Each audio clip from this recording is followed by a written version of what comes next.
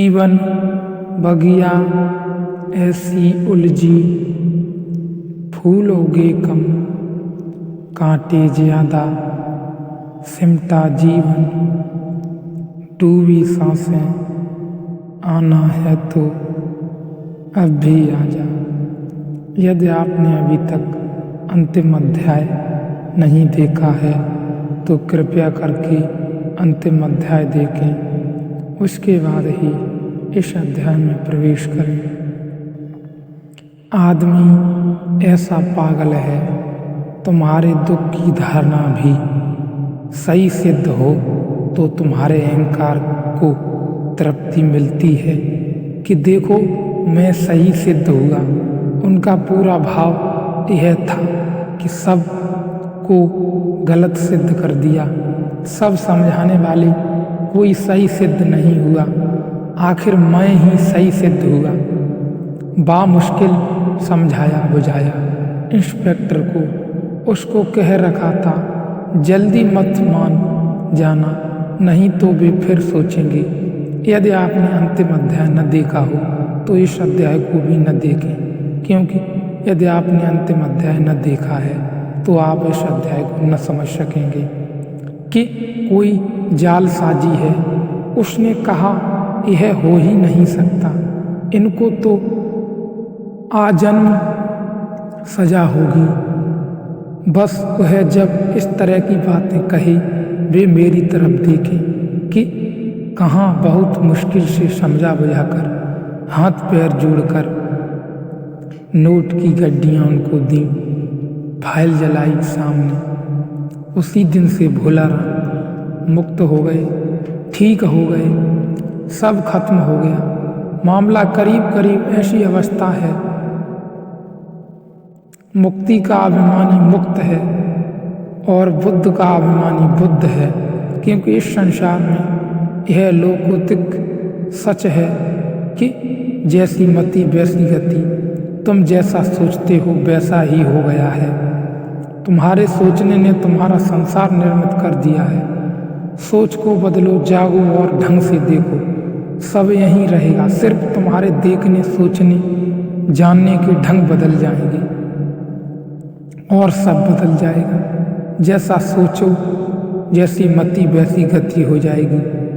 आत्मा साक्षी है, व्यापक है, पूर्ण है, एक मुक्त है, चेतन है, क्रिया रहित असंग है, निष्प्रय शांत है। वह भ्रम के कारण संसार जैसा भासता है।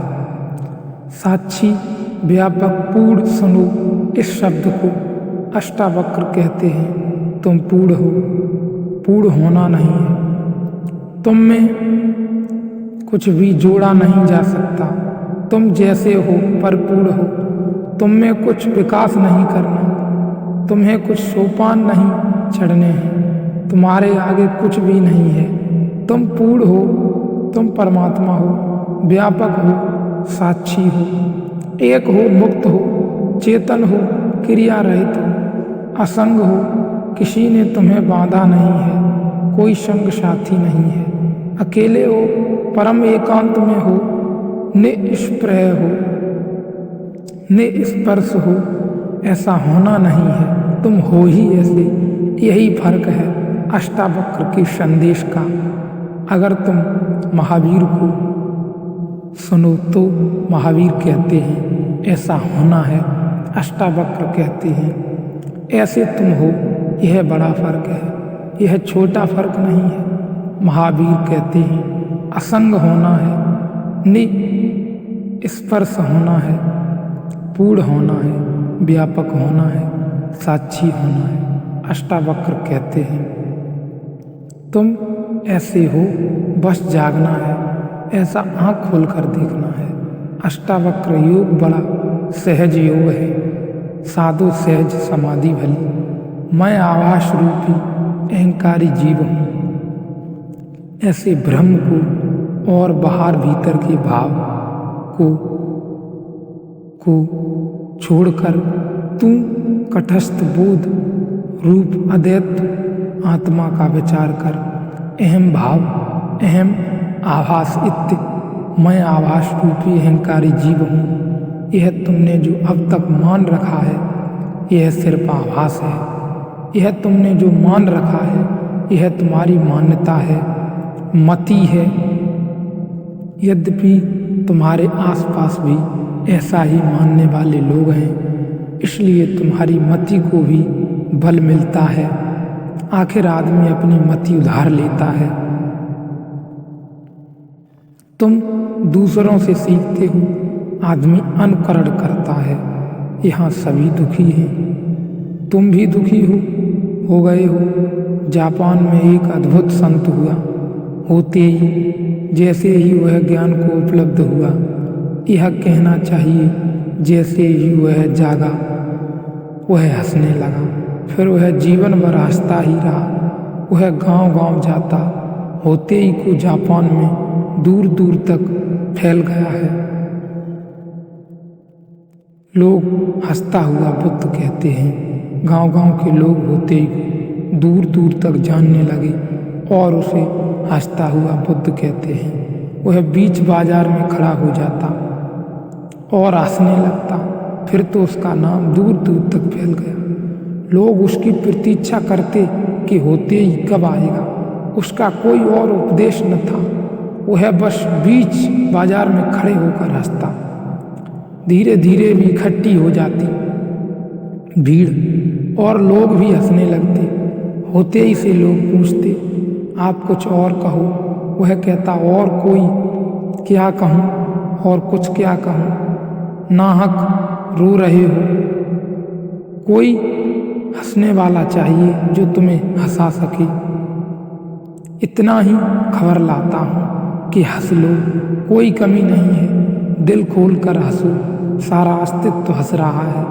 तुम नाहक रो रहे हो। तुम्हारा रोना बिल्कुल निजी प्राइवेट है। पूरा अस्तित्व हंस रहा है। चांद तारे फूल पक्षी सब हंस रहे हैं। तुम नाहक रो रहे हो। खोलो आँख, हंस लो, मेरा कोई और संदेश नहीं है। वह हंसता है। एक गांव से दूसरे गांव घूमता रहता है। कहते हैं उसने पूरे जापान को हंसाया और उसके पास लोगों को धीरे धीरे हंसते हंसते झलकें मिलती। वह उसका ध्यान था, वही उसकी समाधि थी। लोग हंसते हंसते धीरे धीरे अनुभव करते हैं कि हम हंस सकते हैं, हम प्रसन्न हो सकते हैं अकारण। कारण की खोज ही गलत है। तुम जब तक कारण खोजोगे कि जब कारण होगा तब हंसेंगे, तो तुम कभी हंसोगे ही नहीं। तुमने अगर सोचा कि कारण होगा तब सुखी होंगे, तो तुम कभी सुखी न होगे। कारण खोजने वाला और दुखी होता जाता है। कारण दुख के ही सुख स्वभाव है।